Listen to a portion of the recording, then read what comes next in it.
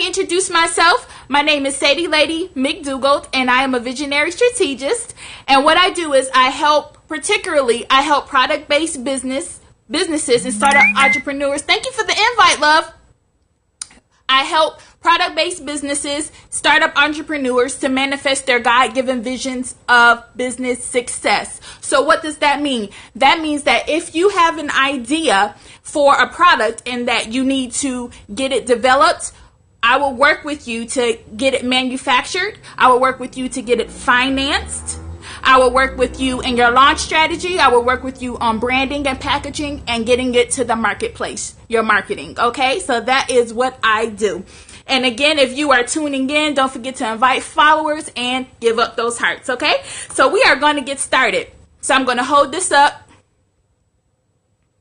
All right, for people catching the replay, they know I'm starting the tip. So today we're going to talk about 3 tips to consider before you choose the product that you want to sell for your product-based business, okay? So 3 things that you must consider, all right? The first thing that we're going to discuss is you're going to want to choose a product that you enjoy, okay? A product that you know something about. And you want to do this because we all know that content is king. We can no longer, in this modern society, we can no longer tell people buy, and that's all we give, and we expect for our sales to increase through the roof. That time has passed. Now people want you have to give more. And so one of the things that we know, hello, Inzuramani, I'm so sorry if I butchered your name, but thank you so much for joining. We were just going over the first tip, so you are in luck. You joined at the right time. So you want to pick a product that you love, something that you're interested in, because what you're going to have to do is you're going to have to develop a content strategy to post throughout your social media, to post on your website, throughout your email list. You're going to have to provide content. You're going to have to dig deep in the benefits of the products that you are selling. So for instance, if you are selling nail polish, if your dream is to develop a nail polish line, you're going to have to develop content on colors, matching colors with the outfits. You're going to have to develop fall or spring fashion tips that match with your nail colors, things of that nature. You have to be passionate about what you're going to sell, okay? And if you're not passionate about it, if it doesn't interest you or intrigue you, then your business is probably going to fail, because we know that being an entrepreneur takes a whole lot. It takes a whole lot of dedication. And if you are not passionate about what you're selling, good luck. Okay, you have to have a fire behind that drive, and your product is going to help to fuel that. So that's the first tip, okay? The second tip is you're going to want to consider how much storage space you have. So you don't want to be in a 1-bedroom studio apartment with no commercial space talking about you want to develop furniture. That's not going to work too well, okay? So you want to consider the amount of storage space that you have, the amount of storage space that you have access to. How much can you afford every month to store your goods, your products? Because it's common sense that physical products do require storage space, okay? So you're definitely going to want to consider that as well. I had a 2-bedroom apartment, and my whole the whole second room was dedicated just to storage and where I would shoot my YouTube videos and things of that nature. So you have to have the space to house your inventory, okay? So that's number 2, is storage. The third tip is the cost of the product. So in order to start a service-based business, it's typically a lot cheaper. Hello, Gem of Lady. Hi, Latanya. How are you doing today? Thank you so much for joining, love. The third tip is you're going to want to, the cost of the product. That's what I was going. Hello. You're going to want to consider the cost of the product. So you don't want to get a product that is, especially if you're bootstrapping it, if you're a little tight for funds, you're not going to want to begin to develop a product or even to go to a manufacturer, and you won't, if you want to do like nail filers, since we're talking about nails today, if you want to do something like nail filers, that might be like 10 cents each.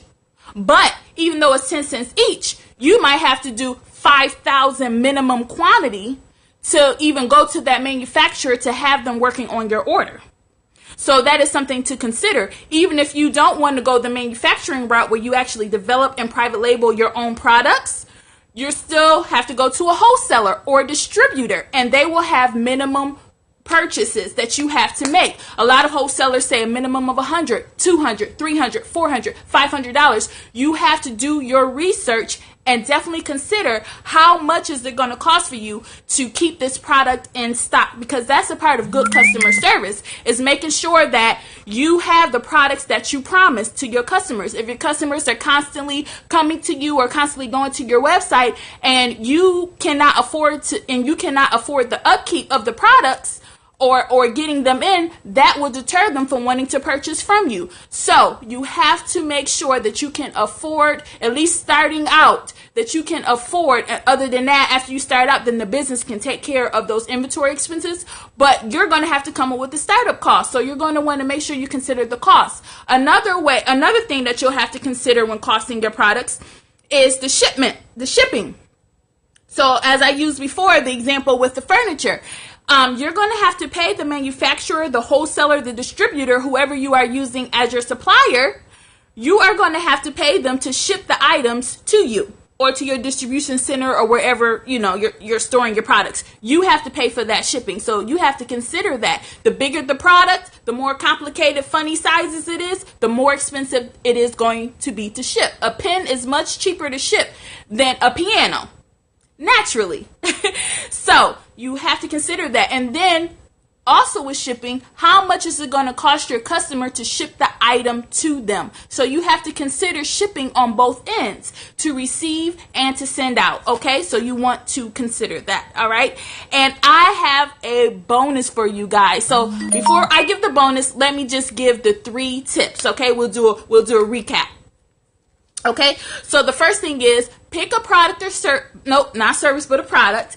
Pick a product that you have interest in, that you enjoy using yourself. And if you are going to a manufacturer and it's in your head and you want to get it developed, make sure that you know everything there is to know about that product. Why? Because you are going to have to educate your audience on it. You're going to have to be able to sell it.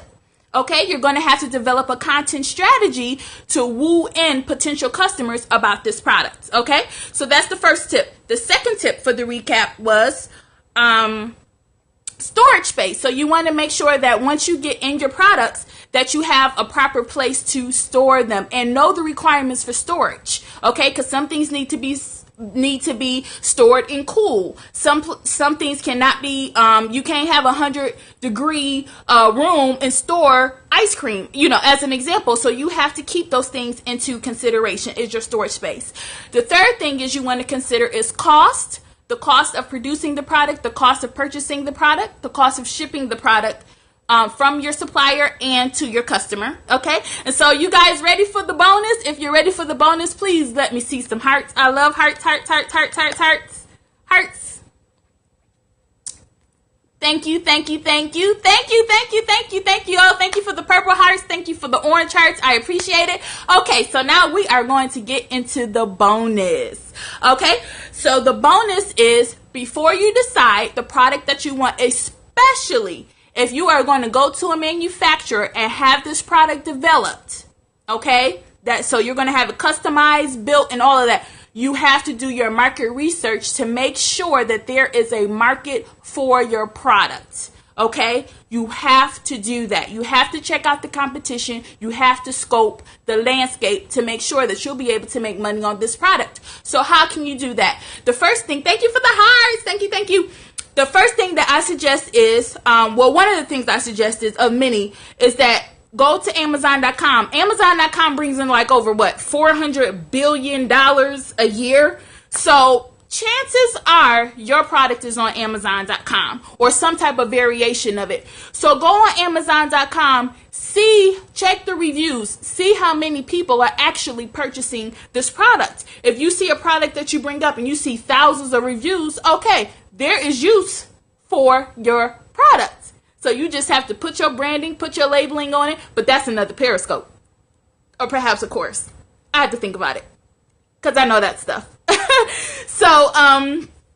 So that's one way. Another way you can do is Google keywords. Okay, so you would have to sign up for an AdWords account, but you do not have to do ads in order to have access to Google keywords. But you do have to sign up for the service. Okay, so for Google keywords, Google, check different keywords that pertain to your product. So for instance, like I said, if you sell nail polish, go into Google keywords and look up popular, type in red nail polish, see how many things come up. Hello, Latrice McKnight. Oh, I watch your scopes. Thank you so much for joining. I truly enjoyed them, woman of God. Thank you. Go into, so if you do red nail polish, go into Google keywords and type in red nail polish and see how popular red nail polish is. See what different regions within the country is red nail polish being looked at. And this is a little extra tip. Say, for instance, Oregon. Let's say Oregon. Oregon has the highest searches in Google for red nail polish. You know what you can do? When you run your ad campaign, target Oregon. Boom. Boom. That's powerful information right there. So, as I said, my name is Sadie Lady McDougall, and I am a visionary strategist, and I help product-based businesses and startup entrepreneurs manifest their God-given visions of product success. How do I do that? I do that, yes, Lady Long.